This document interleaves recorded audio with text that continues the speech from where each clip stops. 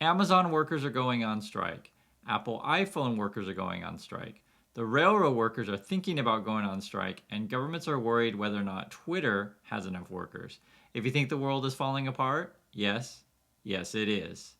Hey everyone, this is Chris. Welcome back to the channel. This is your daily news. So let's start with this. As I mentioned before in the intro, Amazon workers are actually going on strike, and we're calling this Make Amazon Pay. We've seen this before last year and in previous years, but I think this may have more traction, mostly because as inflation continues, right, and prices are high, workers essentially need to get paid more money because things, cost too much. And one thing that I thought was really interesting is if you take a look at the sort of protest sign here, this one is the translation is "We are humans, not robots." And if you saw a video I did, I think about a month or so ago, I talked about automation here in Korea and sort of the different ways that they are using automation and robots to essentially have businesses and locations without humans. And I'll put a link to that. You guys should watch it. Might find it interesting. But I think this will be the trend. And I do understand and that many workers don't want to be treated like robots, but I think we're kind of going that direction.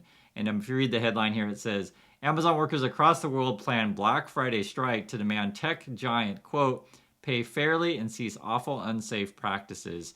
Let's go look at some of the details of this stuff. It's interesting. The coordinated action, which comes as part of a movement dubbed Make Amazon Pay, has been organized by 80 trade unions, environmental activism groups, tax watchdogs, and other organizations, and will see strikes and protests carried out in around 40 countries. So it's actually quite large. The U.S., it's like the U.K., Japan. I mean, it's 40 countries. I can't name all 40, but it's major countries, so it's basically everywhere. The coalition is demanding that Amazon pays its workers fairly and respect their job right to join unions, pay its fair share of taxes, and commit to real environmental sustainability. Also, too, they're saying that Amazon is squeezing every last drop it can from workers, communities, and the planet. And if anyone works for Amazon, I'd love to hear you guys' thoughts on this stuff. Amazon is a huge company, and they have different departments, and so I think everyone's going to have a different experience, and also probably depends on which country you live in.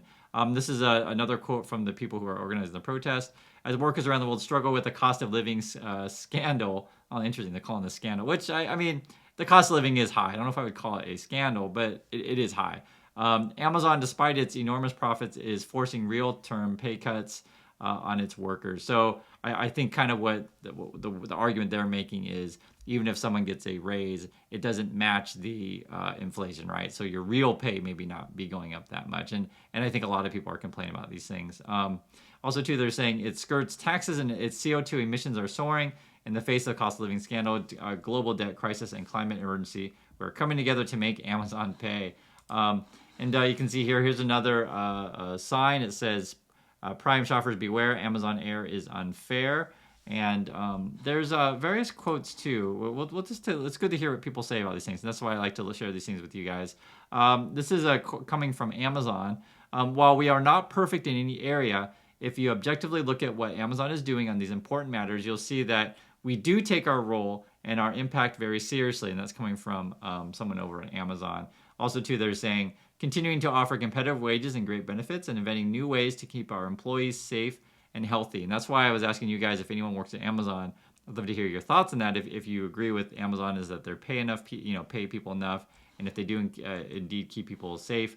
I do know though that one of the things that the workers always complain about is they feel like they're always working with sort of like how can I say, robot overlords, and there's cameras always on them, and essentially they have to follow the algorithm. But this is sort of the warehouse life, right? There's always more packages coming, and as Amazon continues to grow, I think you're gonna continue to see workers, feel unhappy. It's part of our modern life, unfortunately. This is another quote. It's time to take the tech giant to cease their awful and unsafe practices immediately, respect the law, and negotiate with workers who make their jobs better. I think it's interesting because they keep these sort of organizers keep sort of reiterating that Amazon is doing things that might be illegal. Like they're saying to respect the law and negotiate with workers. So, that's up for debate, right? And that's for a court to decide. But workers certainly can organize, right, and decide if they want to either work at that job, just like protest and spread among the other workers if they don't like it. One of the things though is that if the workers do protests, some of them will risk losing their year-end bonus. So there is some, risk for workers, of course. And again, like I said, I'd like to hear from you guys if you work at Amazon. There are other worker protests that may happen. This would be the railroads. Now, the headline is saying the workers don't want to do it, right? Railroad workers are fed up, but hoping to avoid a strike. Now, we avoided a strike last time, but a couple of the unions didn't quite ratify all of the agreements. And then this has been going on for, I want to say, since past summer. Because I remember you were hearing about railroad workers, and we have people in the community that also work for the railroads. So if you guys have any updates, please share it with people. It's always good to hear from the inside. And they let us know that it wasn't just about pay; it's also about working conditions. Be it like if you are in a car and you only have one person, you can't really take a rest, and then make things like say mandatory to have two people in the train car to operating it, which isn't crazy, or things like mandatory overtime, that kind of things. And people need rest, right? It's essentially going back to the original thing is when the Amazon protest is like, we are human, not robot. My understanding is if they are gonna strike, it'll be very expensive for the economy, and also too it will happen maybe the first week of December. So we still have time to avoid a strike.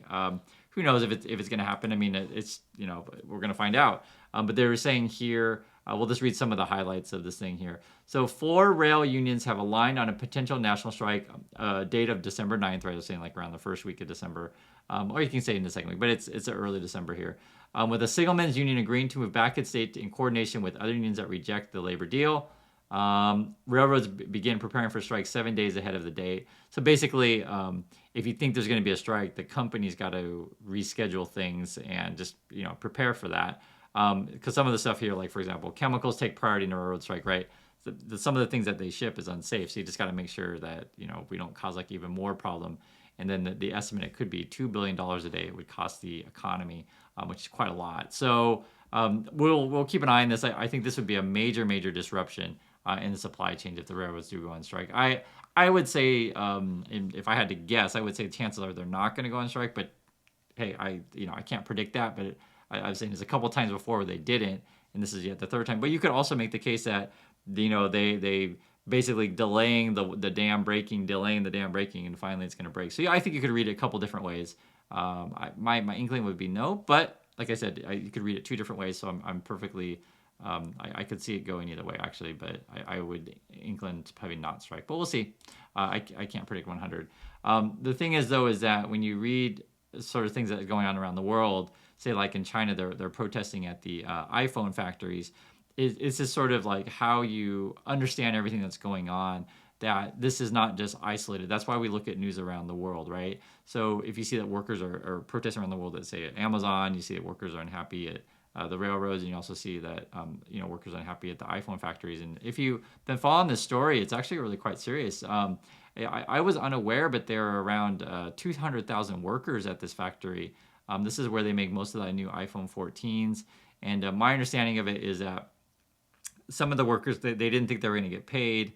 And the Foxconn, which is like the owner of the factory, they were saying, oh, it's an accounting error. Who knows if that's true or not? I mean, who knows? It's a bad PR situation for Apple because it makes it look like that their workers are essentially who build these phones and stuff like that are treated poorly, which I'm not shocked, right? We had this stuff when I was back in college. There was a lot of news that essentially a lot of Nike goods, not the same as Apple, but it's a big company, we're making products, essentially sweatshops. So this is part of our modern world. It goes back to the Amazon situation of when our goods come from somewhere, who is producing these things. And I think it's important to understand that there are real people who make these things, and sometimes their conditions aren't so great. And I feel sorry for these people that they were essentially like trapped in not trapped's the right word, imprisoned is a better word, in these dormitories. And there were reports that there were people who were infected with COVID, and then they said, oh, you have to stay in the room with them and live with them. And obviously these people don't want to do that. I completely understand. And also too, you're worried if you're going to get paid, and just the whole situation sounded bad. So the Foxconn offered to pay these people like $1,400 to like stop protesting essentially and just go home. But I don't know. I don't think anyone knows the numbers of how many people are going to stay working. It's tough because things cost money, so you have to work, right? But obviously your life matters as well. The COVID cases keep climbing in China. It's actually worse than it was before. every time I check, so before it was like every time we check on the Evergrande situation, which is the real estate meltdown in China, it was getting worse, and in the same way with the COVID situation. My understanding is that it's like 20 different, or not, sorry, not 20, sorry, 80 different cities. I was looking at, yeah, more than 80 cities are battling high levels of infection compared with 50 during Shanghai's lockdown. So it's worse than it was before.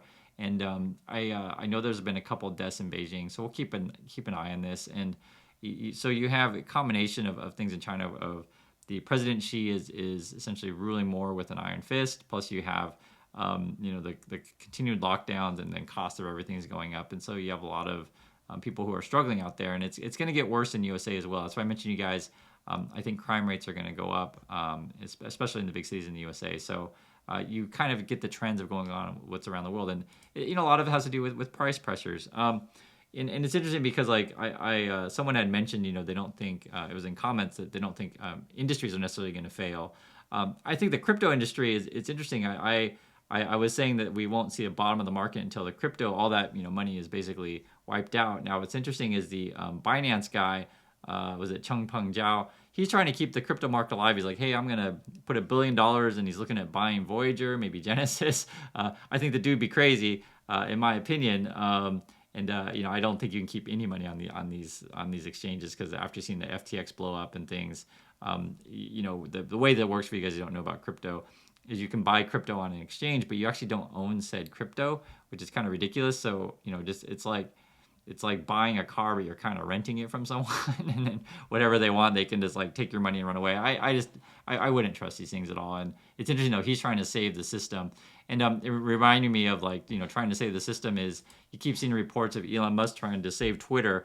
The big issue right now with Twitter is there's concern they don't have enough workers in compliance. For those of you who don't know, that Twitter operates in several countries, and each country has sort of different regs that you got to follow.